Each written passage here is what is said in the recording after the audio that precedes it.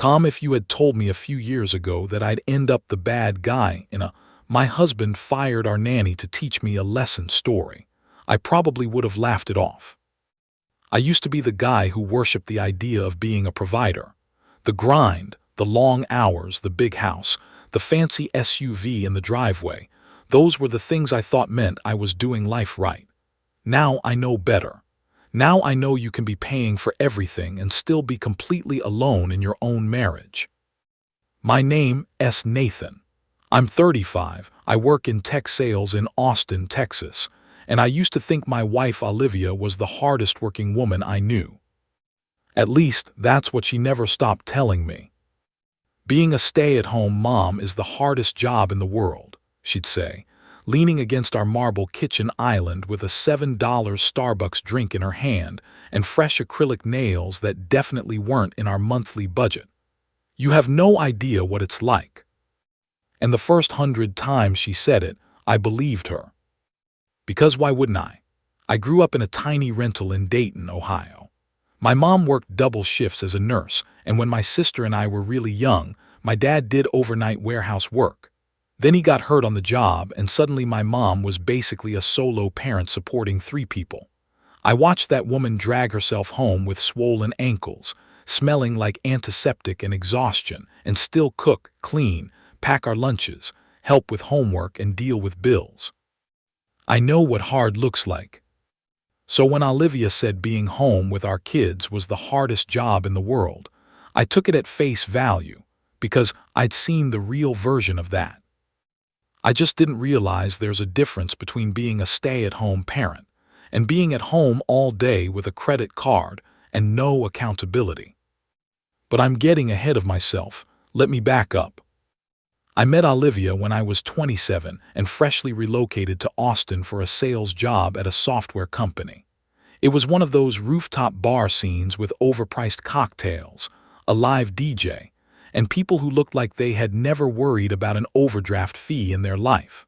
A buddy from work dragged me there to meet real Austinites, not just tech bros. Olivia was standing with a group of women near the bar, all of them done up like they'd stepped straight out of an Instagram ad. She had this dark hair that fell in perfect waves, a laugh that turned heads, and this confident way of taking up space. When she laughed, she tilted her head back and touched whoever she was talking to on the arm, like she'd known them forever. I remember thinking, that woman has never had to stress about rent. I don't know if it was the Ohio chip on my shoulder, but something about her made me want to prove myself. I introduced myself, fumbled through some stupid joke about the DJ, and somehow walked away with her number. We started dating, and from the very beginning there was this unspoken understanding. She was the soft life girl, and I was the guy who'd make it possible. Olivia grew up in Dallas, only child, private school, country club membership, yearly international vacations. Her dad ran some kind of regional medical supply company. Her mom did charity work. They lived in one of those neighborhoods where the houses all have matching stone mailboxes and perfectly manicured lawns. She had a degree in communications and had bounced through a few marketing jobs she described as soul-sucking. By the time we met, she was working part-time at a boutique and experimenting with being a micro-influencer on Instagram, posting outfit pics, day-in-the-life reels, that kind of thing. What I heard was, she's creative and just hasn't found her lane yet. What I should have heard was, actual work bores her, and she expects someone else to fund the lifestyle she wants while she curates her image. But when you're newly in love, it all just feels like different upbringing, not red flags. We got married after 2 years of dating. By then I'd been promoted twice and was making good money in enterprise sales, base plus commission, about $210K my first year at that level. In Austin, that stretched pretty far if you didn't lose your mind. I'd always told myself if I ever got out of being poor, I would make sure my family never had to worry about money the way we did. When we started talking about kids, Olivia made it clear. I want to be home with them. I don't want strangers raising our babies in daycare. I actually liked that idea. My childhood had been a blur of different neighbors and my mom's coworkers watching us at weird hours. The idea that my kids would have one parent consistently home with them sounded safe, stable. Of course, I said. If I'm making enough, I want you to have that. She smiled like I'd passed a test I didn't know I was taking.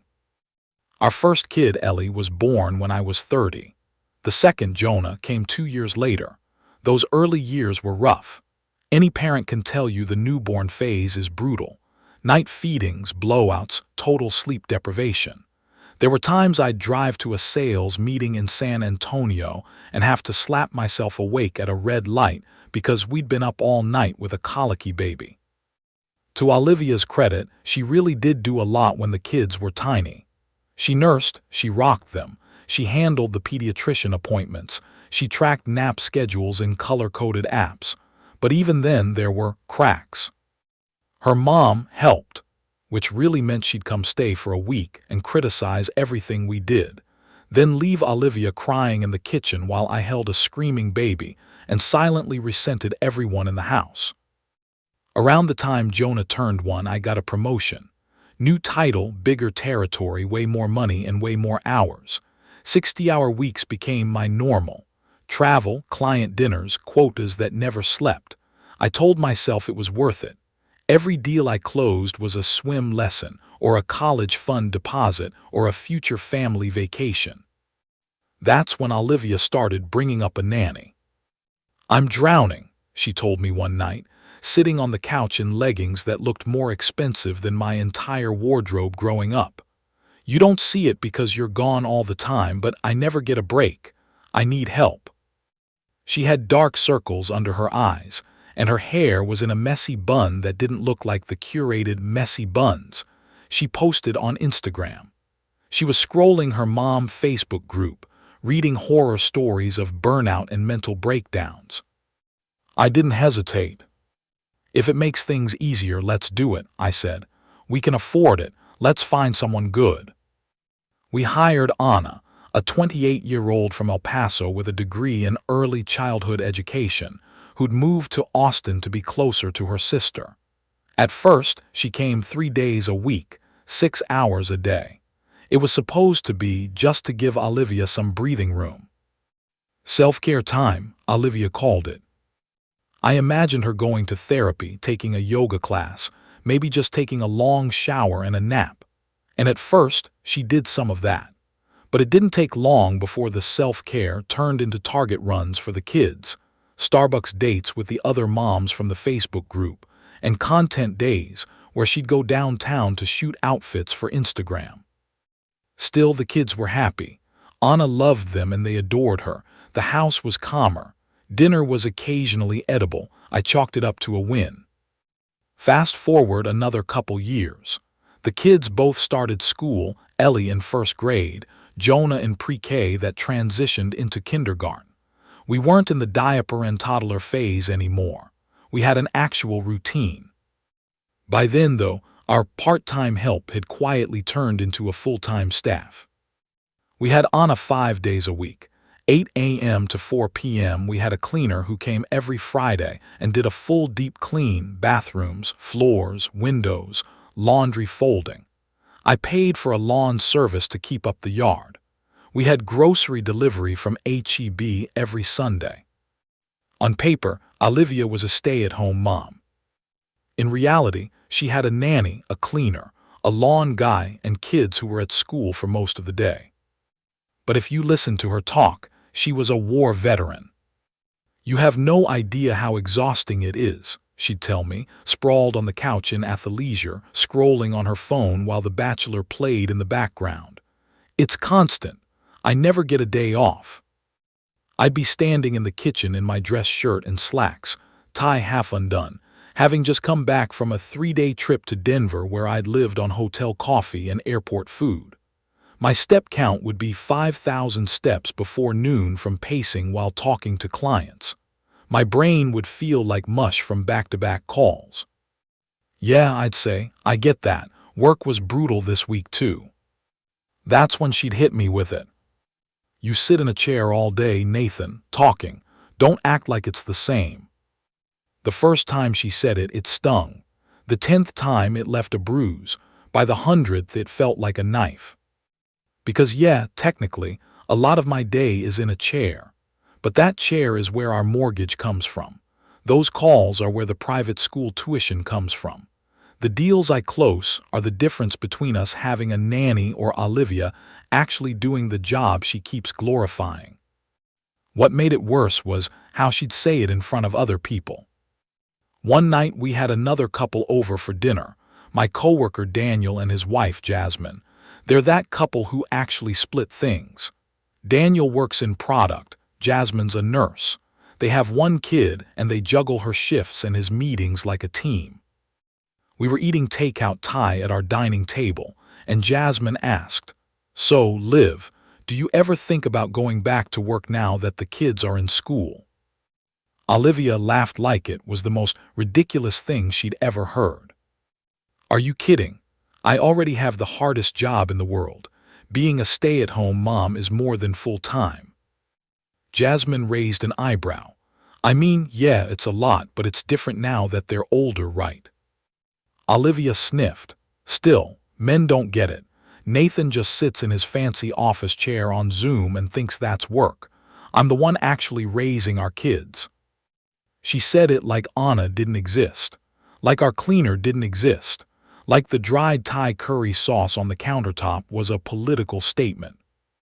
I glanced at Daniel, and he gave me that quick, sympathetic look guys give each other when one of us gets thrown under the bus in front of company. He moved the conversation along, but the damage was done. That was the first time I felt something crack inside me. And once that crack was there, it was like my eyes adjusted. I started noticing things I used to excuse. On days I worked from home, I'd see Anna show up at 8 a.m. sharp and immediately start making breakfast, packing lunches, laying out clothes. Olivia would float downstairs around 9:30 in a robe, phone in hand, coffee already delivered from Starbucks by DoorDash. "Rough night," she'd say, even though both kids had slept through. Anna would smile politely and keep moving. After school, I'd hear Anna in the kitchen with the kids, helping them with homework, cutting up fruit, wiping the counters. Olivia would be at the dining table, laptop open, editing content. I told myself this was what we'd signed up for. I told myself she runs the mental load. She does things I don't see. But what I actually saw was a woman who spent a lot of time at Target, Pilates, and brunch, and a nanny who knew my kids' teachers' names better than my wife did. The contempt from Olivia got worse as time went on, too. If I came home late because a client dinner ran long, she'd snap. "Must be nice to have adult conversations and hot food while I'm stuck at home."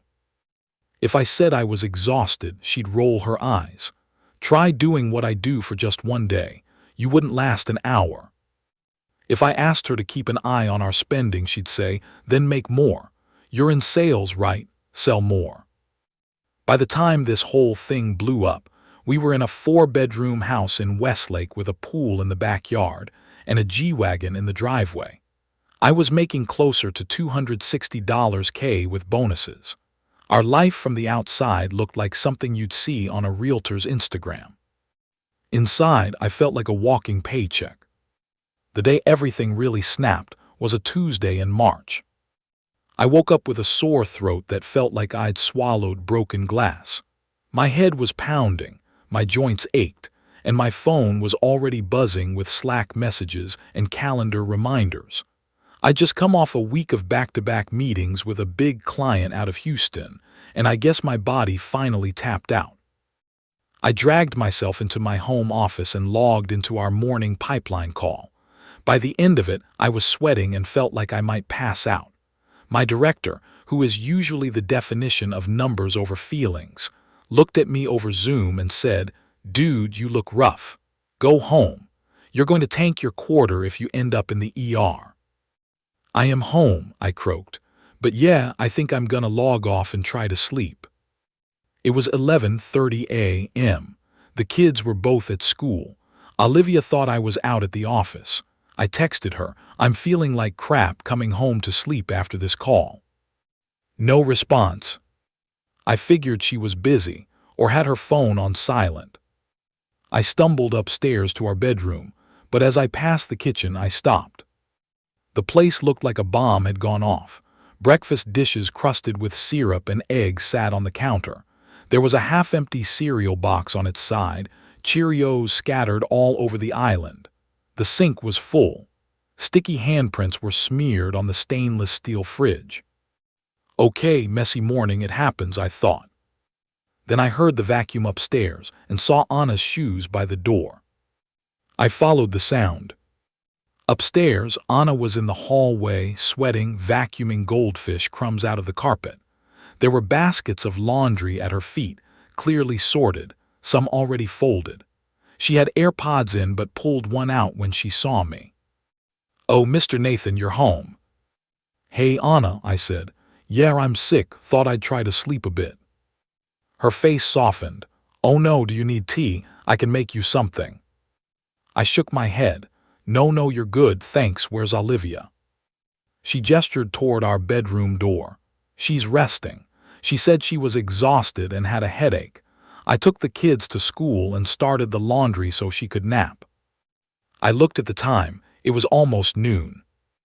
Anna went back to vacuuming, and I walked toward my own bedroom.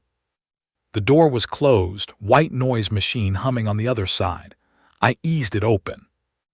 Olivia was sprawled in the middle of our king-sized bed, blackout curtains drawn, room cool and dark.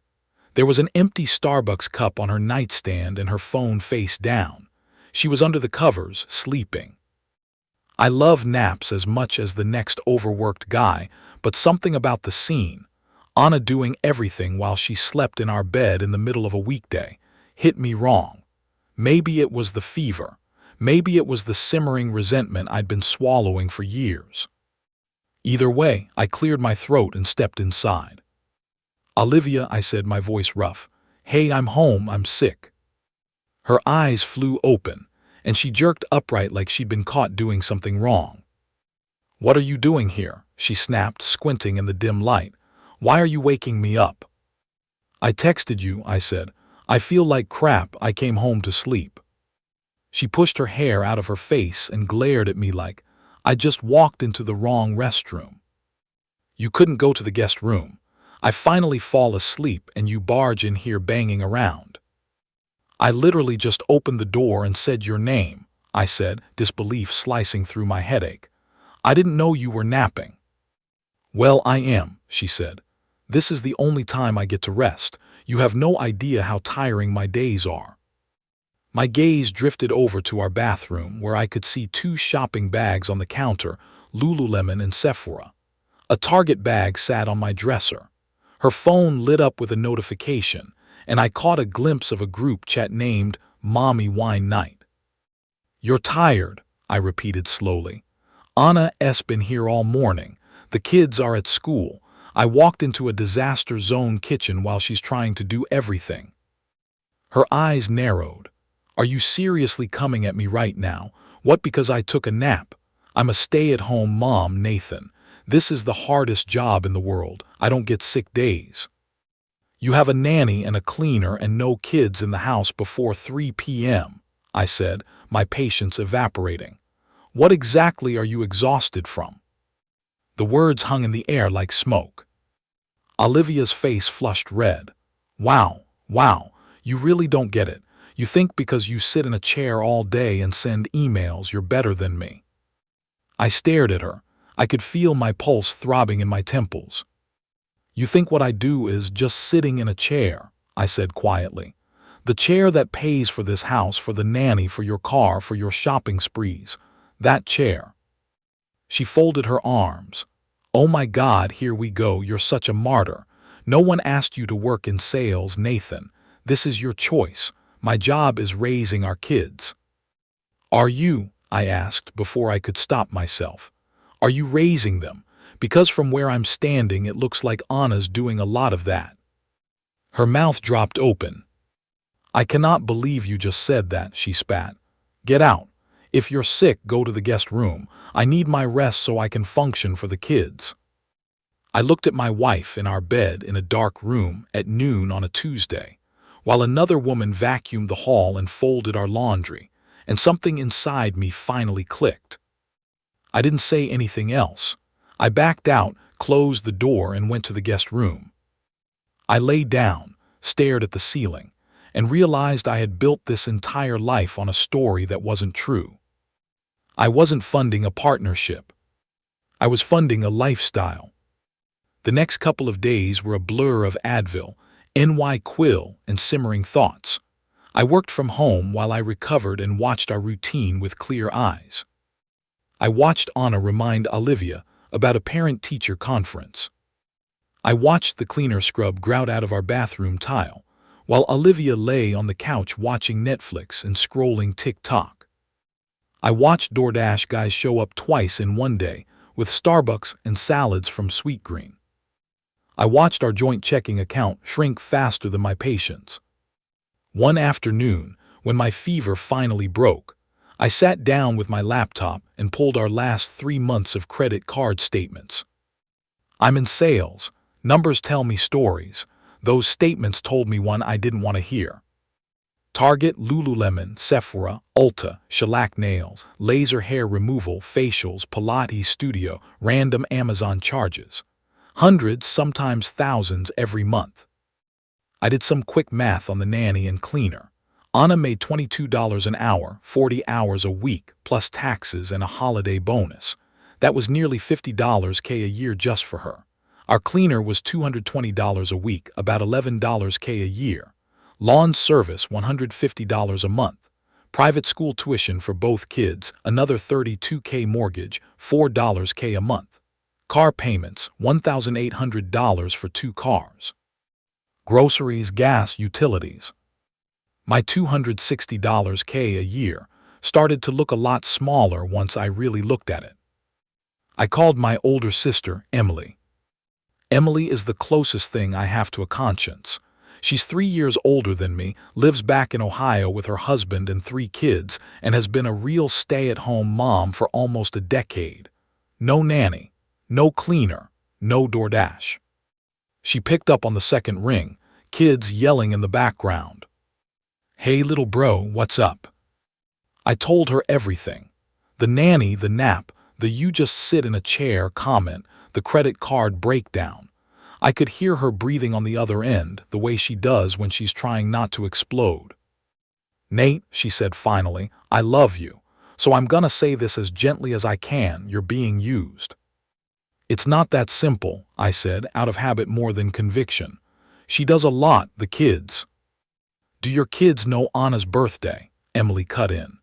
"Do they tell stories about Olivia making pancakes on Saturdays, or Anna, when they're sick, who do they want?" I thought about it. I pictured Ellie's last school project, a My Family poster she'd brought home. She'd drawn herself, me, Jonah, and Anna. No Olivia. I'd laughed it off at the time, told myself it was just because Anna picked her up from school more. Now it didn't feel funny. "They love Anna," I admitted, "but they love Olivia too." "I'm not saying they don't," Emily said. "I'm saying you hired help to support a mom who was supposed to be present, not replace her. And if she's not only not doing the work but disrespecting you for doing yours, that's not a partnership. That's entitlement." The word made my skin crawl because it fit too well. "What do I do?" I asked, suddenly feeling like I was 12 again and calling her because a kid at school had punched me. "You set boundaries," she said simply. "You stop funding everything like an endless fountain. You make her actually live the life she claims is so hard. You see what she does with it. And if she won't step up, you decide if this is the marriage you want your kids to grow up watching." I didn't sleep well that night. The next morning, I woke up with an idea I didn't fully trust yet. I went to my office, closed the door, and pulled up our HR portal. I increased my $401K contribution by a chunk and adjusted my withholding. Then I logged into our bank and moved a large portion of our savings into an individual account in my name only. Nothing shady, just money we had earmarked for long-term projects that she didn't need to be dipping into. Then I sent 2 texts, one to Anna, one to our cleaner, Maria. Hey, can you come in at 7:30 tomorrow instead of 8? Need to talk before you start. I'll pay for the full day either way. They both responded with a thumbs up emoji. I didn't tell Olivia I was working from home the next day. I let her assume I'd be out. The next morning I was up before dawn, sitting at the kitchen table with a mug of coffee and a folder of paperwork. I heard Anna's car pull up at 7:28. She walked in, surprised to see me. Hi, Mr. Nathan, everything okay? Yeah, Anna, I said, standing.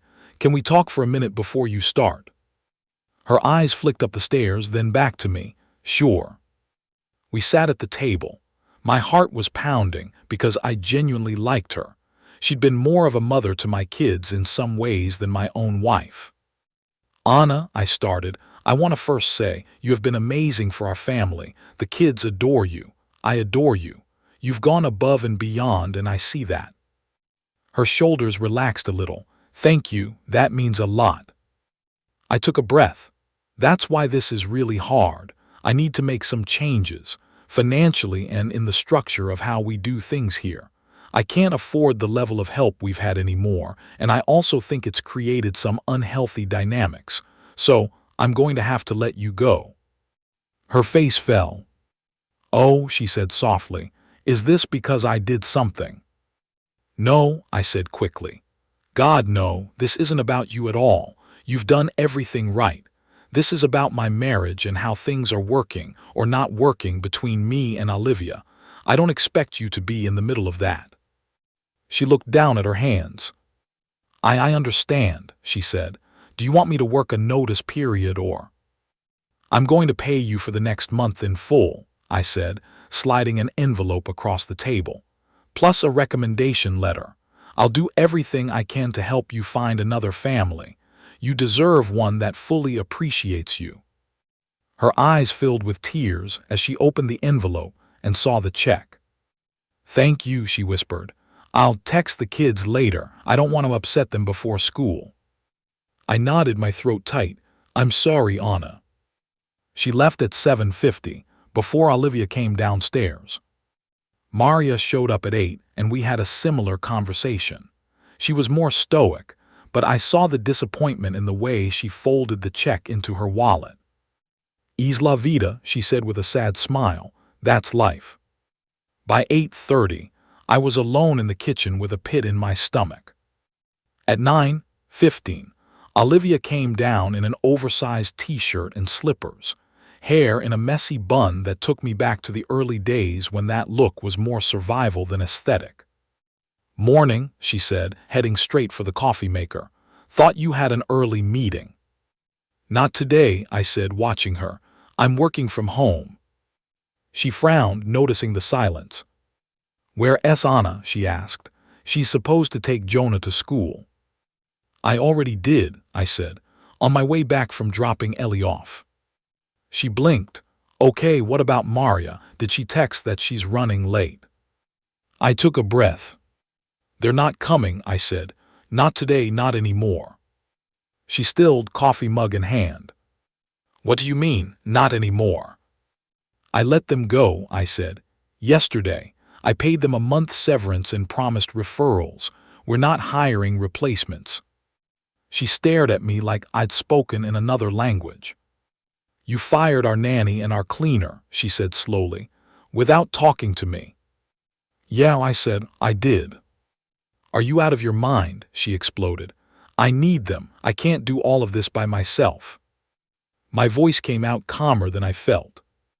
You've been telling me for years that being a stay-at-home mom is the hardest job in the world, I said. You've used that line every time I've tried to talk to you about work, about finances, about you going back to work or helping out in other ways. You've made it very clear that this is your job. So, if it's the hardest job in the world, you should actually do it. Her jaw dropped. You're punishing me, she said, eyes flashing. Because I took a nap. Because I'm tired. Do you have any idea how manipulative and abusive this is? You're controlling the money, firing people who help me, trying to trap me in this house with all the work. I'm trying to get you to actually participate in the life you claim is so exhausting, I said, my voice sharpening. We can't keep burning money like it's endless. My industry is doing layoffs left and right. If I lose my job, this whole thing collapses. I need a partner, not a roommate who spends my money and trashes my job.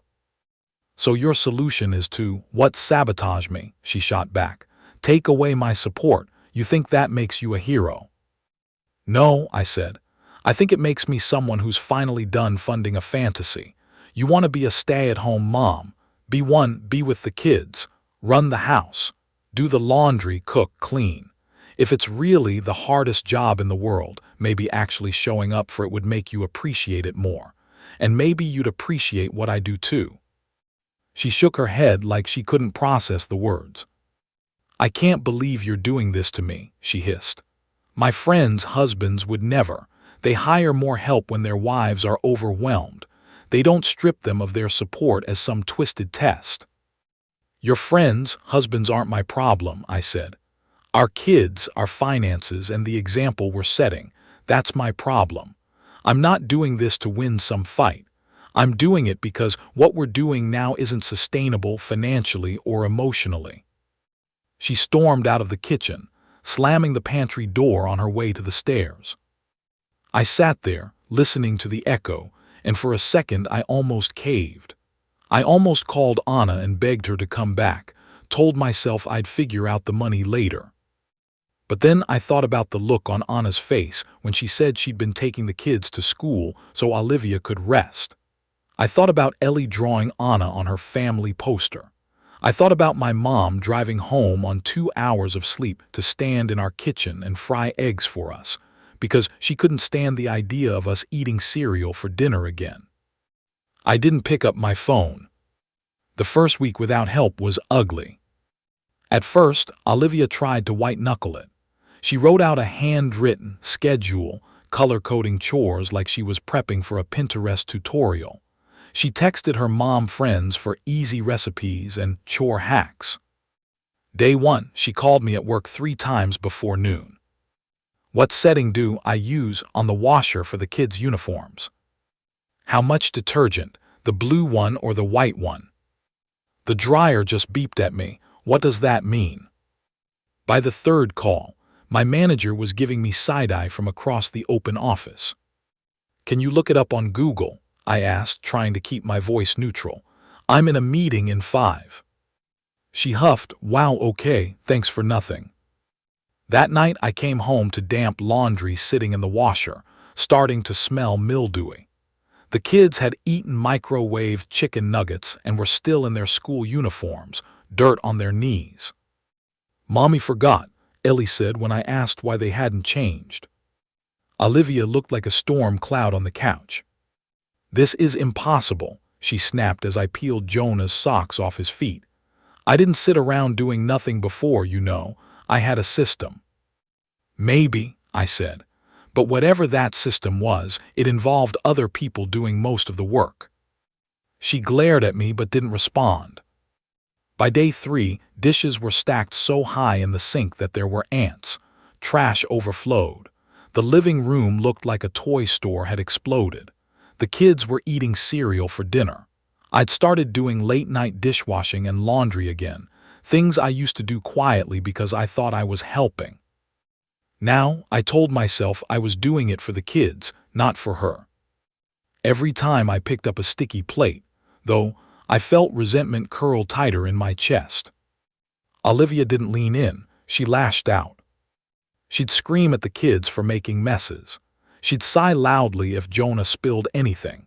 She'd complain to her mom on speakerphone about how abusive I was being, forcing her to do everything just to save a few dollars. Her mom, of course, took her side without question. This is financial abuse, honey, I heard her say one afternoon when I came home early. He's controlling the money and your support system. This is how it starts. He's punishing me like a child, Olivia agreed. Because I don't worship his stupid job. I walked into the kitchen, and they both went quiet. "Hi, Corinne," I said flatly. "Nathan," she said, her voice going icy. "We need to talk about how you're treating my daughter." "We really don't," I said, "but thanks for your concern." I hung up the phone, ignoring Olivia's outrage. That night I sat in my car in the driveway for a full 10 minutes before going inside. I texted Daniel. "I think my marriage is falling apart. Drink soon." He called me immediately. We met at a bar downtown the next night. I told him everything over 2 whiskeys and a plate of wings I barely tasted. "So you actually fired the nanny and the cleaner," he said slowly, like he couldn't quite believe it. "Yeah," I said, "and I'm still not sure if that was the right move or just the only move I had left." He took a sip of his drink. "Look," he said, "Jas and I both work. We don't have a nanny, but we do have a cleaner once a month, and I know how much just that helps. I'm not going to sit here and pretend stay-at-home parents don't work hard. They do. But that's not what this is." "I know," I said. "It's the attitude, the contempt." "Exactly," he said.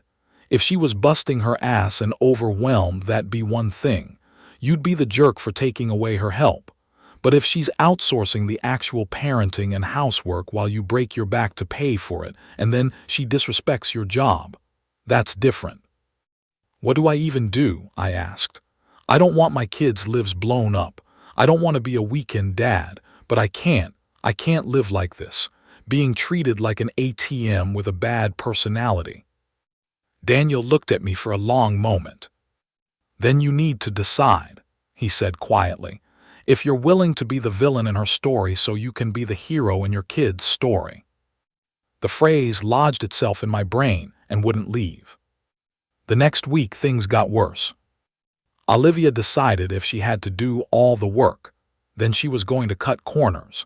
She stopped making the kids lunches, claiming they preferred school lunches anyway. She stopped doing bedtime routines consistently, leaving me to read stories and brush teeth while she claimed she had a migraine. I noticed something else too, something that tied everything together in a way I didn't like. A $600 charge from a med spa I'd never heard of.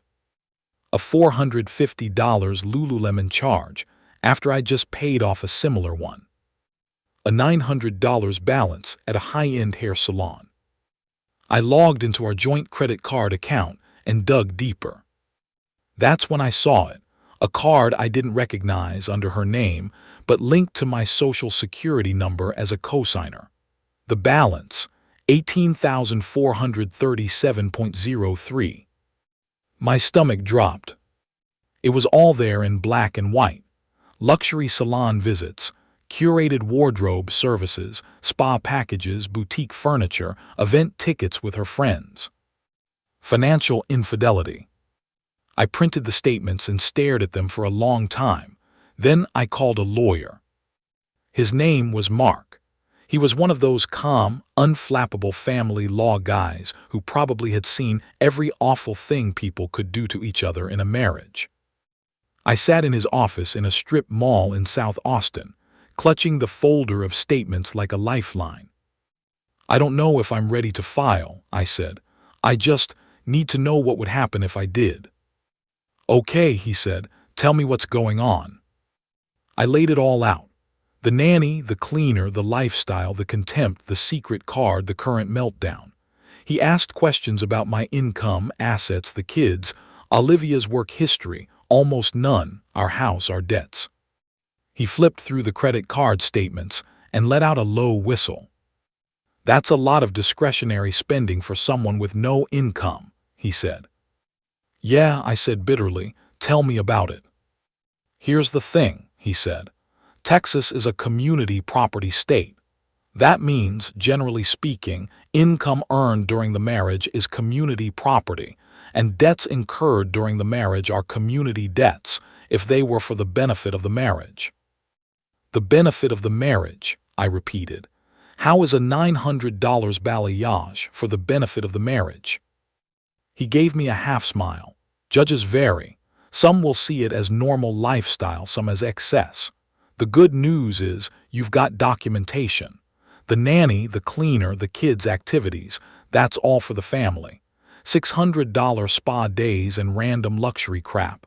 We can argue those are her separate responsibility if we need to. Would I be screwed, I asked bluntly, if I filed? With your income and her not working, he said. You'd almost certainly pay child support. Spousal support is a maybe, depending on the judge and what we can prove about her ability to work. But here's something in your favor. If she's claiming to be a full-time stay-at-home parent while the nanny did most of the childcare, and you have statements from the nanny, that could influence things like custody schedules and imputed income.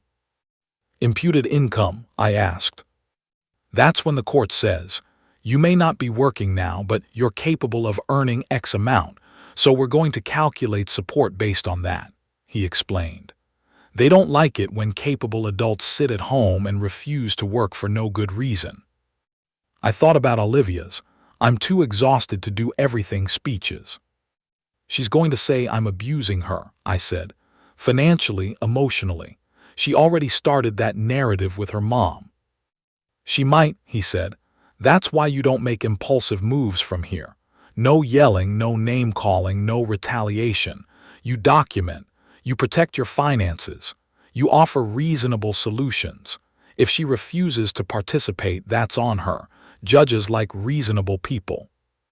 I left his office with a thick packet of information and a heavier heart. That night, I laid it all out on the dining table. The bills, the secret card, the budget breakdown showing how tight things really were, the note from HR about layoffs that might be coming down the pipeline. When Olivia came in from Pilates, wiping sweat off her neck, I gestured to the table. We need to talk. She saw the papers and rolled her eyes. Oh good, another lecture about money, she said, dropping her gym bag on the floor. My favorite bedtime story. This isn't a lecture, I said, keeping my voice even. This is our life on paper. Sit down.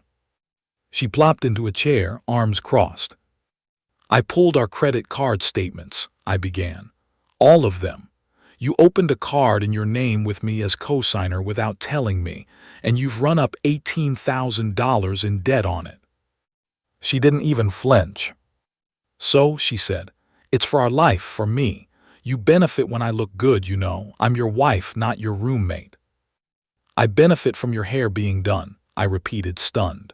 From you buying $300 leggings, from spa days. Are you hearing yourself?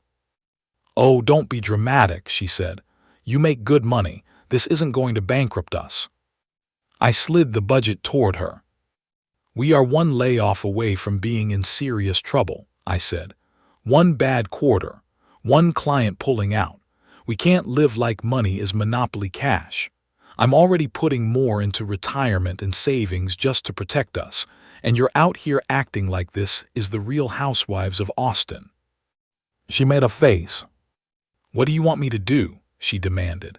Get a job at Target. Embarrass you by being some hourly worker while your coworkers, wives, are at home or running small businesses. I want you to be a partner, I said, my voice breaking around the edges. If you're not going to get a job, then I want you to actually be home with the kids and run the house without outsourcing everything. If you don't want to do that, then yes, I want you to get a job. Any job, contribute, even a little. Show me you're willing to be in this with me, not just on top of it. She laughed, a hard, ugly sound. This is insane, she said. You're insane. You're having some midlife crisis because your job is stressful and you want to take it out on me.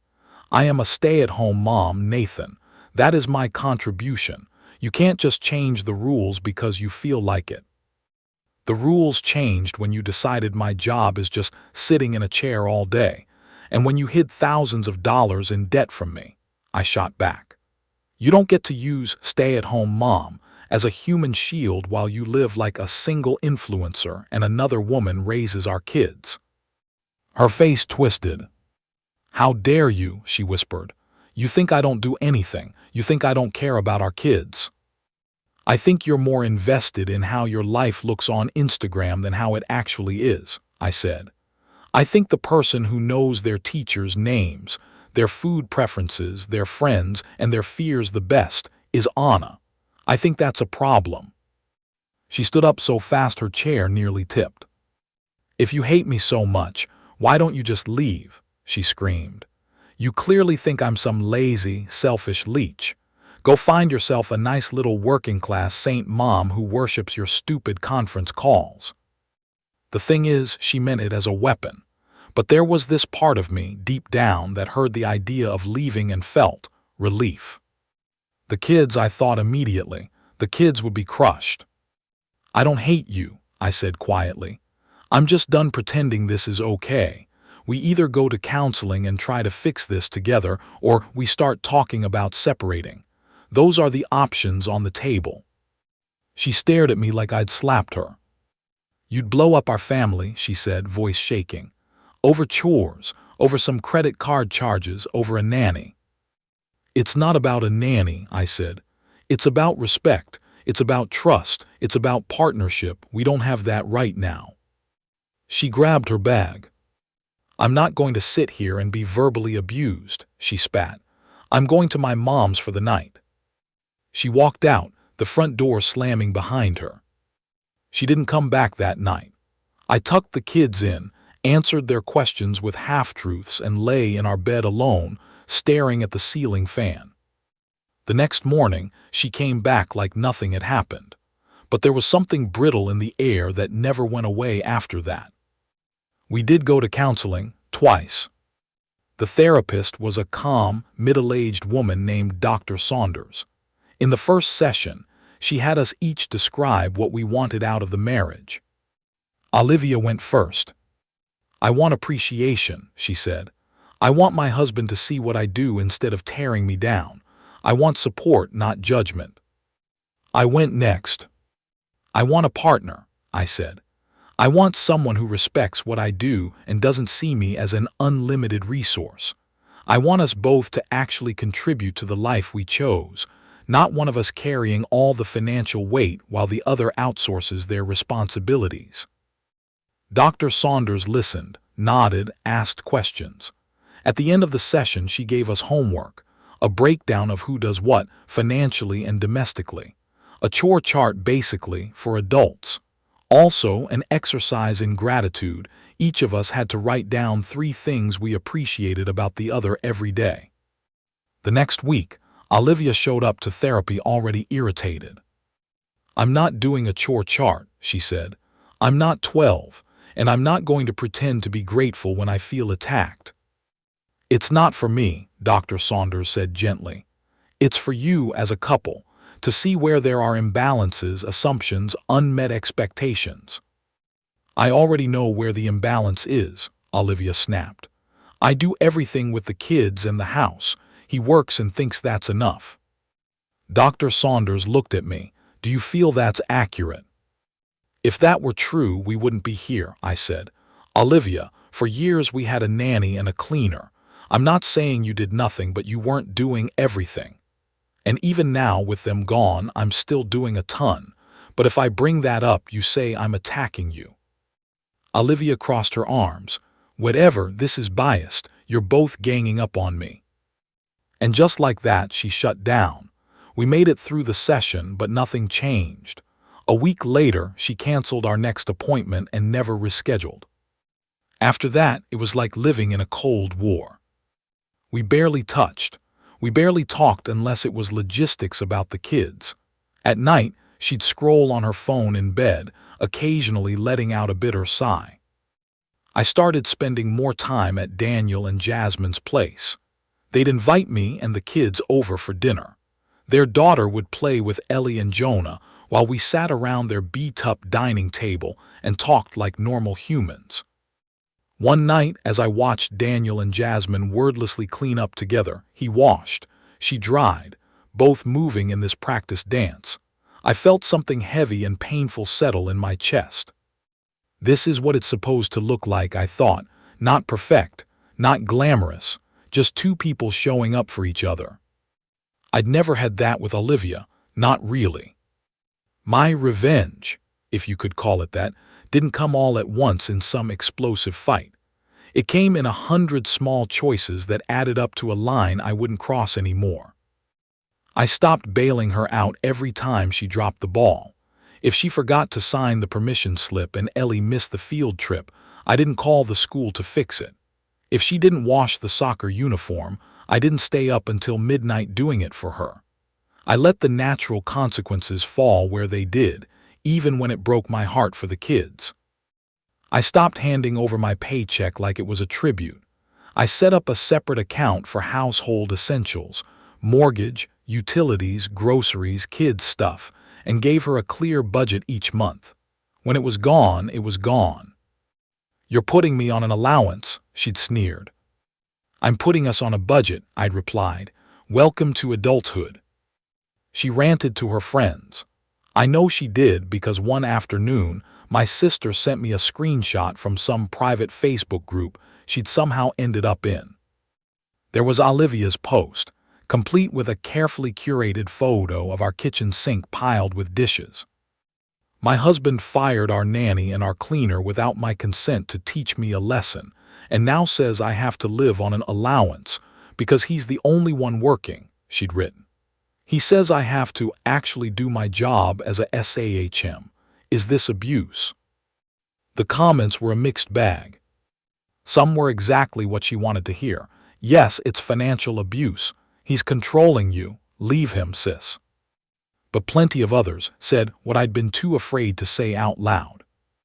"Wait, you had a full-time nanny and a cleaner and no toddlers, and you still weren't doing the house stuff. Being a SAHM is hard, but if you're outsourcing the parenting and the cleaning, what are you doing? Firing the nanny without talking to you was wrong, but so is hiding $18K in debt from him." I don't know if she read those. If she did, it didn't change her narrative. The final straw came on a Thursday evening. I had just gotten back from a brutal day in Dallas. My flight had been delayed, my rental car had a flat, my big pitch had been pushed to next quarter. I walked into the house at 7:15, exhausted. The scene that greeted me stopped me dead. The living room was a disaster. Toys, dirty clothes, fast food bags. The kitchen smelled like burnt food. Smoke still hung in the air from some culinary experiment gone wrong. The sink was overflowing with dishes. The trash can was full and surrounded by more trash on the floor. Ellie and Jonah were on the couch, glassy-eyed, watching some loud YouTube video. It was a school night. "Hey," I said gently, "what are you guys doing still up?" "Mommy fell asleep," Jonah said. "We made our own dinner." He pointed to the counter. There next to the stove was a pan with what used to be macaroni and cheese fused to the bottom, black and crusted. A half-empty box of cereal sat nearby. "Where's Mom now?" I asked. Ellie shrugged. "In her room," she said, not to bother her. My jaw clenched. "Go get your pajamas on," I told them. "I'll be up in a minute to read." I went upstairs, heart pounding. Olivia was in our bedroom, door closed, white noise machine on full blast. I knocked. No answer. I opened the door. She was sitting on the floor of her walk-in closet, back against the wall, knees pulled up to her chest. Her mascara was smeared. Clothes were strewn everywhere, half of them still with tags. She looked up at me with red-rimmed eyes. "I can't do this," she said, voice hoarse. "I can't, it's too much, I'm not made for this." For a second, every ounce of anger I'd been carrying melted into something else. Pity. Sadness. The girl I'd met on that rooftop who'd never had to worry about anything, now sobbing in a pile of clothes because adult life finally required something from her. I knelt down in the doorway. "Then we need to change it," I said softly. "Because the kids deserve better than a mom who's checked out and a dad who's burned out." She wiped her nose on her sleeve. "I need Anna back," she said. "And Maria, we can't live like this. I'll lose my mind." "We can't afford that," I said, "financially or emotionally." "Then I'll leave," she said suddenly. I'll take the kids and go to my mom's. At least there I'll have help. Something in me went very still. You want to go live with your mom in Dallas? I asked. With the kids? She sniffled. Maybe. I don't know. I just know I can't do this. I'm not built for this domestic stuff, Nathan. I never wanted to be a maid. I wanted to be a mom. I thought about all the moms I knew who did both, quietly, without applause or Instagram stories. I thought about my own mom frying eggs at 5 a.m. in scrubs. Being a mom is domestic stuff, I said quietly. She looked away. Silence stretched between us. I think we should separate, I heard myself say. The words surprised me even as they left my mouth. Not as a threat, as a reality check for both of us. Her head snapped back to me. You're serious, she whispered. I nodded. This isn't working, I said. For you, for me, for the kids. I'm not going to keep killing myself at work to fund a life where I'm disrespected and our kids are raised by whoever we can pay. You're not going to suddenly become someone else. We need space. We need to build something healthier, even if it's apart. She stared at me like she was seeing me for the first time. You'd really do that, she said. You'd make me a single mom. I'd make us co-parents, I said. I will always show up for our kids, but I can't keep doing this as your husband. She didn't scream, she didn't throw anything. She just deflated. Fine, she whispered, do whatever you want. A month later, she was served with divorce papers. I won't pretend that part was pretty. It never is. She cried. She threatened to take me for everything. She called me every name in the book. Her mom blew up my phone. Her dad sent me a long, disappointed email about family values. We went to mediation. Mark, my lawyer, was composed and relentless. He had a binder with tabbed sections: financials, childcare, testimony. Anna, God bless her, wrote a letter. She described her duties in detail, the hours, the tasks, the years she'd been effectively the primary daytime caregiver. She was careful and respectful, but the picture was clear. Olivia's lawyer tried to argue that she'd been managing the household and that her contributions as a stay-at-home mother warranted significant spousal support. Mark countered with the nanny's letter, the cleaner's invoices, the credit card statements, the Facebook screenshot. She's been more of a stay-at-home wife than a stay-at-home mother, he said, and even that outsourced. In the end, it didn't go to trial. We settled. Joint legal custody, with a 60-40 physical split, kids with me most school days, with Olivia having them every other weekend and some holidays. Child support calculated based on my income. Limited spousal maintenance for 18 months, contingent on her making a good faith effort to find work. The house would be sold and the equity split. Each of us would take our own individual debts, plus half of the community debt, with an agreement that the med spa card was her separate responsibility. She was furious, but she also knew that if we went in front of a judge, there was a risk things could go worse for her, not better. We sold the Westlake house. I bought a smaller 3-bedroom place in a more modest neighborhood. The kids each got their own room. I kept my sedan and let the G-Wagon go. Nobody in my new cul-de-sac cared what I drove. Olivia moved into an apartment in Dallas, close to her parents. For the first time in her life, she had to budget. She had to cook. She had to clean. She had no nanny, no cleaner, no husband silently swiping his card to fix everything. I'd like to say she had some big epiphany and sent me a tearful apology. It wasn't that dramatic. About 6 months after the divorce was finalized, though, I did get a text from her that made me sit down. I got a job, it said. Receptionist at a dental office. 9-3 so I can pick the kids up. It's harder than I thought, but it feels good to have my own money. Just thought you should know. I stared at my phone for a long time. Good for you, I replied. I mean that. 3 dots appeared, disappeared, appeared again. You were right, she finally wrote. About a lot of things. Being an actual stay-at-home mom, it is hard. I just wasn't doing it before. I'm still mad at you for how everything went down, but I get it more now. I didn't respond right away. There wasn't really anything to say that wouldn't reopen wounds. Eventually, I typed, "I'm glad you're finding your footing. The kids will benefit from that." She heart reacted it, that was that. As for me, my life got smaller, quieter, and better. I cut my hours down to something closer to 45 a week. I still worked hard, sales is unforgiving, but I stopped saying yes to every client dinner, stopped acting like my worth lived or died on my quota. I started cooking real meals with the kids. We burned a lot of things at first, but it became our thing. Taco Tuesdays, pancake Saturdays, weird soup Sundays where we threw random leftovers into a pot and hoped for the best. Daniel and Jasmine became our chosen family. They'd invite us to barbecues, camping trips, Sunday potlucks. Their daughter and mine would run through the sprinklers while the grown-ups sat on the porch and watched the sunset with cheap beers. I went to therapy. I unpacked why I'd clung so hard to the provider role, why I'd ignored red flags because they made me feel needed, important. I learned the difference between being generous and being a doormat. I learned that love without boundaries isn't love, it's enabling.